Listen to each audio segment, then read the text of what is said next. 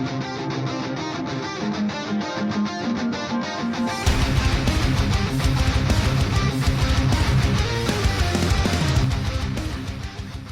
my last video, I went over about 13,000 glorious chest drops, worked out the drop rates from those chests of all the materials in them, and then applied that to the packs, worked out the black diamonds per bit steel ingot efficiencies, and how much it would cost to get your glorious to whatever rarity you were looking to get it to via a pricing chart. Now that information can be useful to players, but the focus of this video is going to be more of a discussion around, is Glorious actually worth it to players nowadays with the better alternatives now than there previously used to be when it comes to strong PvP gear that can slot in with the place of Glorious. So Glorious as a concept is gear. So when the idea of investing into this is thought about, you've got to remember that even if you don't have, say, a gold glorious sword, you will still have another piece of gear that you can slot into that place. So it's not just a direct net increase on whatever else you would have in Glorious's spot. If you think of things like weapons or troop appearances, dragon skills, things like that, if you just don't have those things, especially if they're providing special effects, then you just don't have them. Whereas gear is only going to be providing stats, and you will have something to slot in its place. So if we look into the nature of its stat given and compare it to its alternatives, I think if we look at like the AC Elam leaderboard, there are probably pretty good examples of this. So Nightmare here has the Glorious Sword equipped, gives 25% all totals and 30% march speed. If we look down at Gannicus, there we go. So he has a different approach here visually. He has all the free-to-play necks up to red, and he has the sword and the offhand, which give 90% troop attack, up to red as well. So if we just focus on the weapons, here Nightmare has 25% totals, and Gannicus has 90% troop attack. I think objectively, everyone would agree the 90% troop attack is better than the 25% totals. And I did a video yesterday as well, going over some data of what is required to get this gear up to red. For what it's worth, the data has decreased a bit since that recording. The drop rate of battle diamonds, I think, is down by about 10%. So it is down, but it's not that significant. And it does seem that the drop rates on battle diamonds has increased slightly since they were first released, because the amount of battle diamonds I have, for example, and other people have, just from hitting with honor tokens since the release and never letting their attack commands cap, it doesn't correlate. It's not as high in numbers as what you would expect, according to the modern drop rates at least. My theory is the floor has increased a little bit, so the drop rate of like one battle diamond has gone up slightly.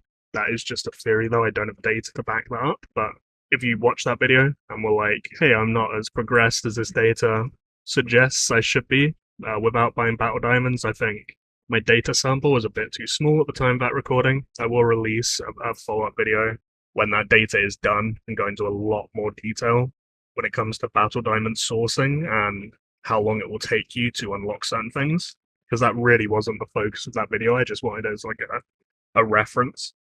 Yeah, it seems the data was a bit skewed and the drop rate has gone up a bit to where it would have been 5 months ago. So that's probably why you have a bit less Gear Awakening progression than that data would suggest. But even with the updated data, with the slightly lower drop rates, it would take you about 4 months of attacking with Honor Token to get one of these weapons, for example, all the way to red. And all you'll need to do for that is invest your time, motivation, both literally in-game and metaphorically, I guess, into grinding out Gear Awakening. So it'll be about 4 months to get this. We look at the pricing of what it would take to get the Glorious Sword, which, as I've just said, is worse in my opinion. It's more flexible, but here for the cav build, it isn't as good. Then the chart here shows. That's another thing to know actually. When I did the Glorious video yesterday, I misread my own graphs somehow, my own charts.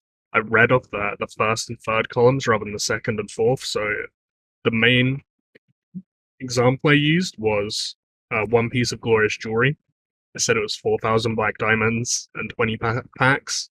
It's actually these columns, so it's 26 packs of warehouse and about 5.2k BD, slightly off there. I wish you could edit videos, but sadly you can't. It's really annoying.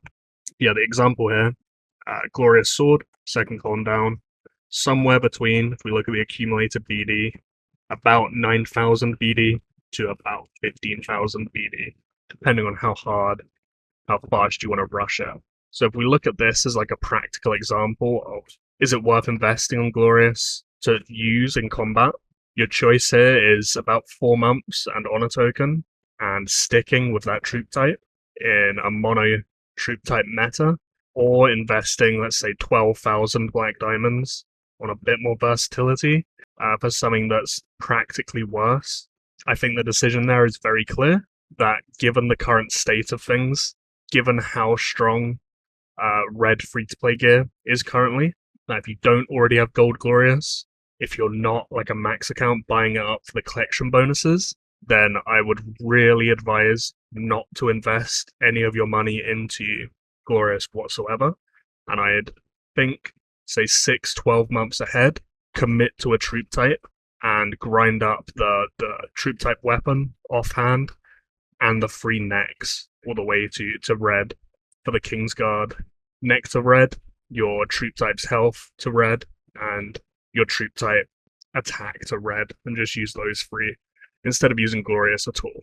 So historically, mid-spenders quite often, say, bought through Warehouse Pack and used like a purple or gold Glorious neck with their troop health and Kingsguard neck. I don't think that's as good anymore. I think it's been power creeped by Gear Awakening, so I wouldn't go with that approach. The one potential approach that for mid-spenders I could see some merit in when it comes to investing into Glorious is the collection bonus part of it.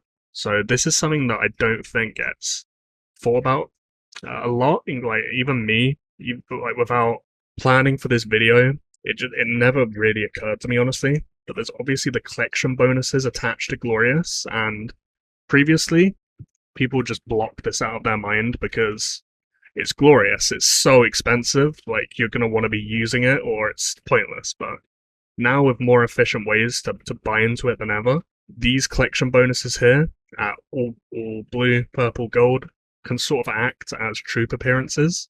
And with my data, we can actually assign black diamond values to unlocking these. So Glorious, the set itself is 1, and it's split from the jewelry as well. So the jewelry will have its own set bonuses. All collection bonuses are applied passively. So these are just like researches, troop appearances. You don't need to be equipping any of these for them to take effect. So it's 1.8, 3, 5% on the jewelry, and it is at 3.6, 6, and 10% on the set itself. So the set itself is directly double what the jewelry gives. We look back at the charts, you can see that even given the doubling of the stats on the Glorious set, the jewelry itself will be more efficient for this. But the jumps in price, like especially from purple to gold, like vastly outscales what you would get from just spending on the other set. So if you're looking to get the collection bonuses from these, you could get fairly decent stats out of taking the next to blue, then the set to blue, then next to purple, then the set to purple, and then potentially to gold on both as well. But that's much, much higher budget. Whether this is good or not really depends on your state of account progression and development. For me, I think I'm not quite at the point where this is worth it because I still want stuff like dragon skills, weapons, base attack, castle skins, stuff like that. So I just don't want to put any of my money towards these whatsoever. But if you've never thought about this, you can actually get some fairly decent stats here. Like if just buying through the warehouse pack, about 3k BD to get both of these to blue, We check back here, that would be 1.8, and that'll be plus 3.6 on the set as well. So 5.4% totals as passives for about 3k BD. That honestly isn't that bad if you're really developed as a mid spender, and it's an idea to keep in your head if nothing else. So as the overall takeaways of this, until Glorious Gear is awakened at least, I really do think that it should be a very, very low investment for people, or low priority investment, and there will be much, much better things to throw your money at, throw your BD at, that will give you more bang for your buck.